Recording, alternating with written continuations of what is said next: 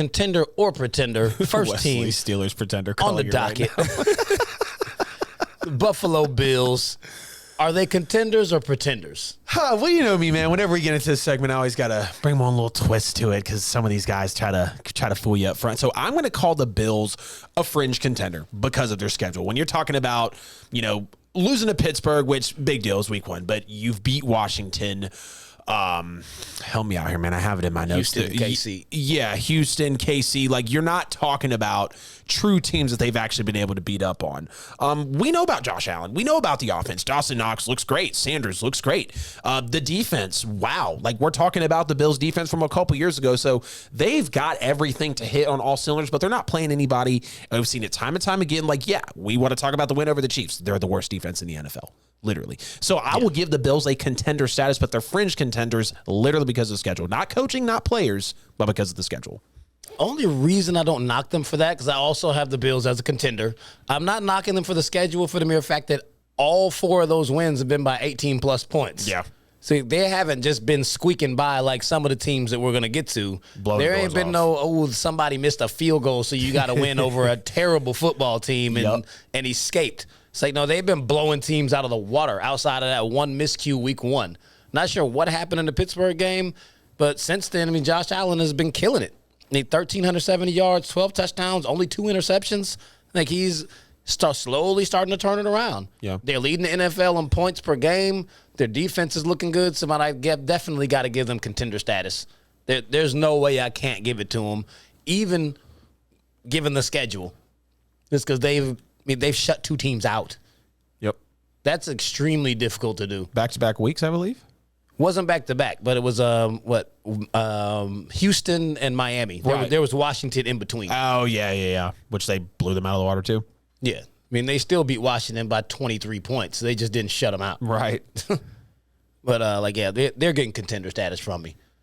So now we're going to move on to your L.A. Chargers. That's interested to see where you've got them. Contender or pretender? Definitely a contender for me. I mentioned it before we got into this segment. They're a very balanced team right now. Herbert's taken the leap. The fact that Brandon Staley being with the Rams last year and engineering that defense, and he's clearly come over. Something's clicking for everybody, and that defense is looking great. Like I said, they've had the players. They're healthy now. They've got their franchise quarterback, and they're winning big games. Justin Herbert is showing you that he can contend to be an MVP. He can contend to be the best quarterback in the NFL on any given day. It doesn't matter the weather, doesn't matter where they're at. Like, he has shown that he is fathomed basically by anything that's thrown his way. Definitely got the Chargers in the contender category here. Okay, I also have the Chargers as contenders. They've got wins over Washington, KC, Vegas, and Cleveland. That's a pretty good schedule they've played so far. The one loss was to Dallas by 3 points. But all in all, they've actually started winning close games, which is one of the major knocks that they had last season. Yep. Well, that's actually been a knock on them for decades. They don't win the close games. If they can continue that and the style of football that they're playing, for all the reasons that you've already named out, Herbert is playing lights out. The offense is looking good.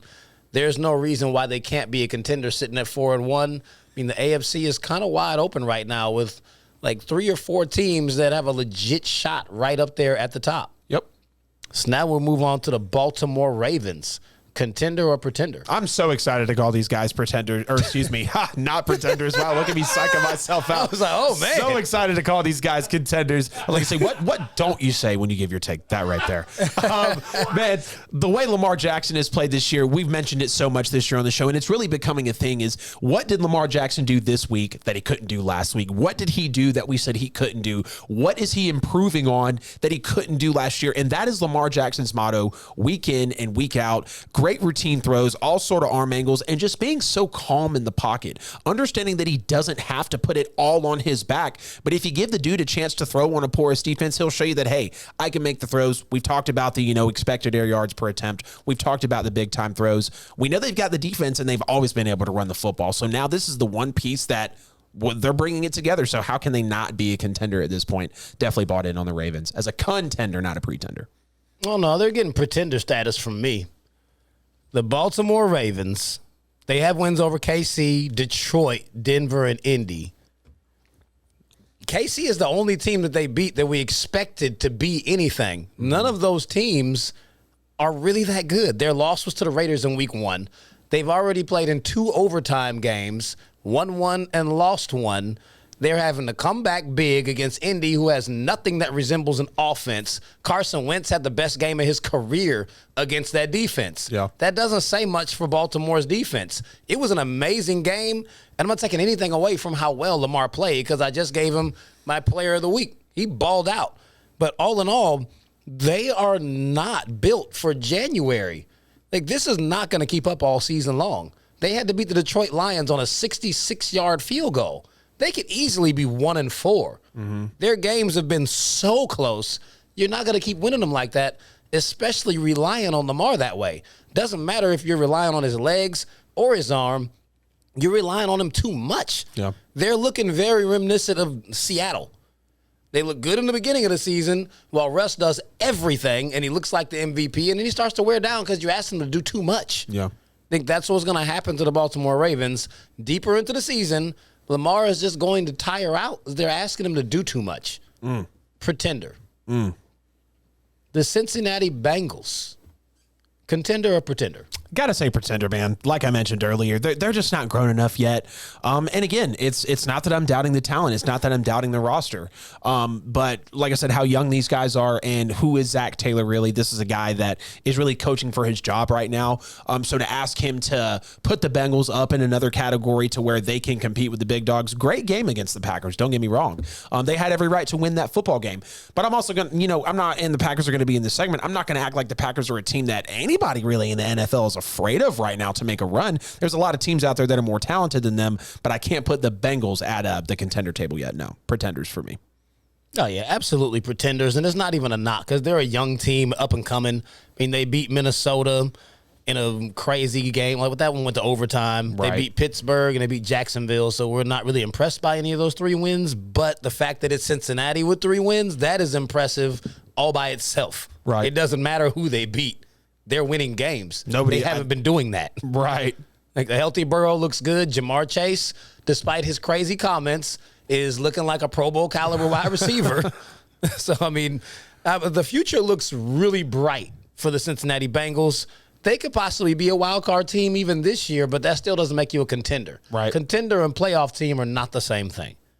So, I mean, when we see them play against an explosive offense and see if they can actually have a battle with them and keep up, then we might know a little bit more about Cincinnati, but the defense is average.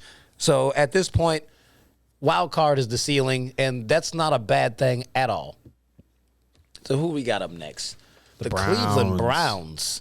Contender or pretender? The dog pound. I got to call them pretenders, man. They haven't shown me the Browns that they were last year. Yeah, they can run the football. But the defense has really been something that's carried them. And even to that aspect, they haven't been the most consistent team in the NFL. I mean, 14-7 against Minnesota. And then you're having a shootout with a team like the Chargers to where it wonders, okay, what are we getting from Cleveland week in and week out? We saw times from Baker in that Chargers game to where it's clear he does not want something to do with OBJ. Like they've brought pass catchers in for him, and with OBJ, of course, being the most talented pass catcher on that team, for him not to look his way, that shows you that there's something kind of stopping up there with the Browns. And I just don't see them being a threat at the end of the year to say, okay, they're going to be in an AFC title game or a Super Bowl. Definitely pretenders for the Cleveland Browns right now. I'm going to give them contender status just because of the rush game and what their defense is. Like, you have a strong defense and a strong running game.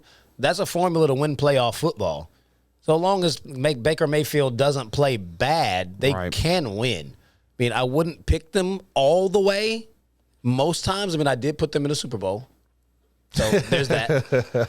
I'm not backing off my pick because with a run game and a defense like that, your quarterback just needs to be serviceable. We've seen multiple quarterbacks get to and win Super Bowls off the backs of a strong running game and a really good defense. So we know that formula does work. Cleveland does have that. And Baker's not bad. He's just not transcendent by any level. So, I mean, if you get a good playoff run out of Baker, they can absolutely make their way to a Super Bowl. So I'm still giving them contender status at 3-2.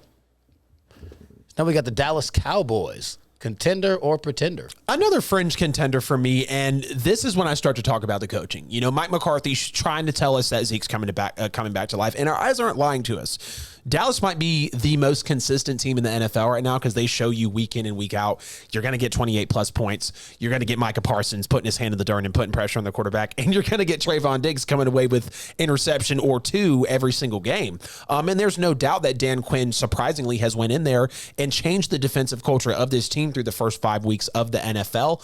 And again, it's a big ask to put a team that hasn't even been streaky, has been consistently bad when it matters, talking about the Dallas Cowboys, and they've had this talent before. And great, they're hitting draft picks on the defensive side of the football, but it's so hard to buy in year one on, the small amount of success that they're starting to build. I know they're a top 5 team in the NFL right now, but I can't give them true contender status, so I put them on the fringe contenders for sure.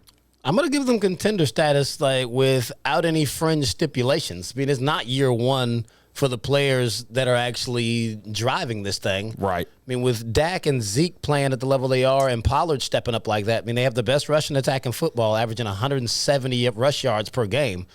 Now Dak is throwing the ball just like he was last season, but the run game is there. Yep. It's now for the first time they've got Dak and Zeke both playing at a high level at the same time. Because before, when they were good, it was Zeke. Zeke was leading the league in rushing. Granted, he is top 5 in the league in rushing right now, even though people are trying to act like Pollard is taking his job. Pollard ain't top 5. Zeke is top 5. Right. See, that's ridiculous how they disrespect that man.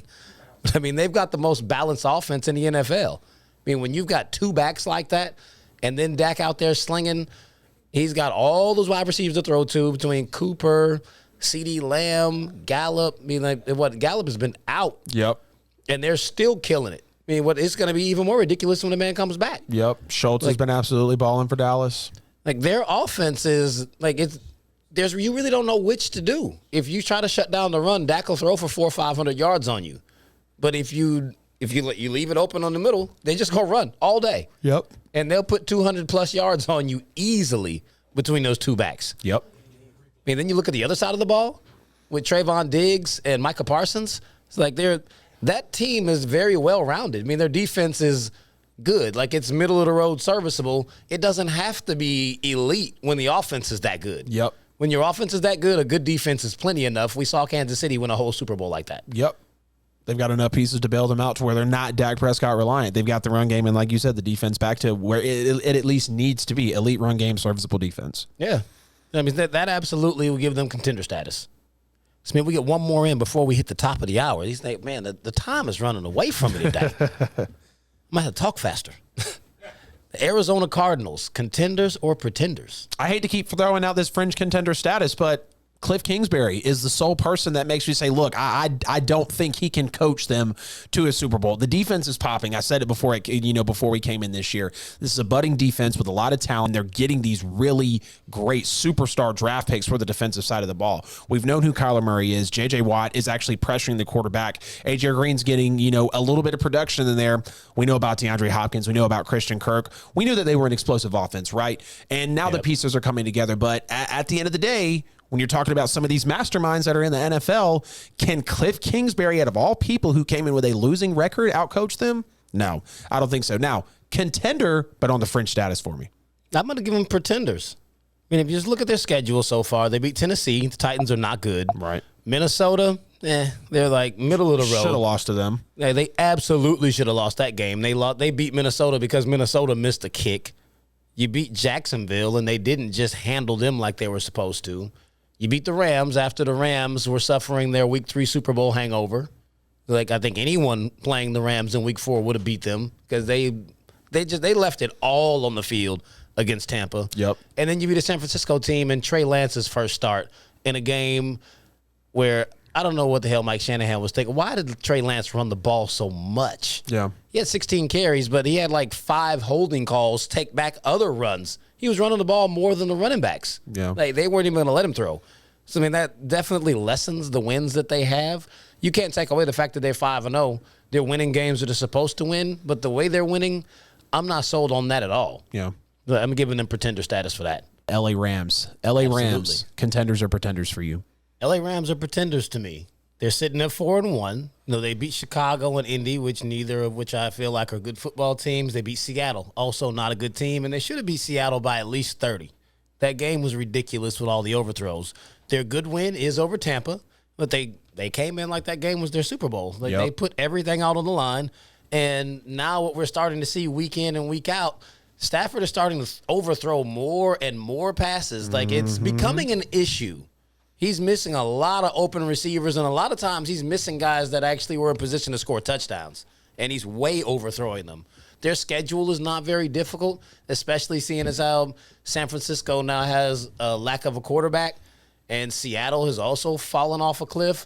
So what we once thought was the vaunted NFC West has now turned to like, none of them have quarterbacks anymore. Right. Like they're definitely not that difficult to beat at this point. But I think they're going to have a really good record, so they're going to be there in January, and that's where they will get exposed with Stafford and all these overthrows. When you get into a major game where it's win or go home, missing throws like that on a consistent basis, there's no way I'm buying you winning a Super Bowl doing that. Yep. So I can't say pretenders. Again, I know it's just like my fourth fringe contender of the segment, but we're talking about Stafford having expectations for now a team that has talent. So there's more pressure on him. I said it as soon as they traded for him. Look, now you have a lot of pressure in this organization. And if there's one similarity between him being with Detroit and being with Los Angeles is Detroit could never run the football. They had no running game. So it always fell on Stafford, 5,000 yard seasons, 40 touchdowns, and it felt empty. Realistically, at the end of the day, nothing was able to work for him there. So now you bring him to the Rams where he obviously has more talent, but again, the Rams are not running the football well right now. So if you're going to ask Stafford to throw another 40, 50, 60 times, you're going to see these overthrows. You're going to see these routine throws where it's like, is he there? Is Matthew Stafford playing this game for us right now? So I know the defense is there. I know Sean McVay is a good coach, and I know that they have all the talent in the world. One of the highest flying offenses in the NFL. Do have to keep them as a fringe contender, though. So now the Green Bay Packers. Contenders or pretenders, Fees? Absolutely a pretender. Every year they make it to the NFC Championship game, and then they just get completely annihilated and embarrassed. And every excuse for Aaron Rodgers gets made. Exactly. They always make excuses for Aaron. I mean, they beat Detroit. They beat San Francisco, Pittsburgh, and Cincinnati. Yep. I don't see any really good signature wins on this schedule. They got beat by 35 by the Saints in the opener, which it's a game that looks like Aaron Rodgers threw it. But at 4-1, they're absolutely pretenders because they're so reliant on Aaron Rodgers and Devontae Adams. Yep. Like every game they win, Adams is going for $150, 200 yards. Like Aaron doesn't throw the ball to anyone else. Yep. It's all going to him. And it seems as if someone would maybe double him, put somebody on him on press and somebody else over the top and take him away. Yep. They're just letting this man run wild. Like, why are you single covering him? Right. Like, almost like, I haven't looked at this, but I guarantee you over 50% of Aaron Rodgers' targets are to Devontae. Yeah. It's all he throws to. Yeah. Dude had a game last year with like 21 targets. Ridiculous. I think he had like 17 catches in that game. Absolute nuts. I have to agree with you, though. Packers are going to be pretenders. They're the quietest NFC team right now. They're the quietest, well-performing, 4-1 team in the NFL. And it just feels like white noise. It's the same old song and dance. LaFleur being a rookie and a sophomore head coach, NFC championships. You have one at home. All the odds are against, Brady, people coming into Lambeau Field, all that. And you still come out. And you don't lay an egg, but you definitely don't play as well as you should have, and you lost yourself that football game. I don't see the Packers being in the conversation at the end of the year. And you can honestly take a look at some of their defense as well because they always want to come out, not always, but they want to come out, give you a little bit of a defensive, stand-up, I guess, to where you want to buy into them, and it's, defense is falling off again. So I can't buy into the Packers. Definitely pretenders for me.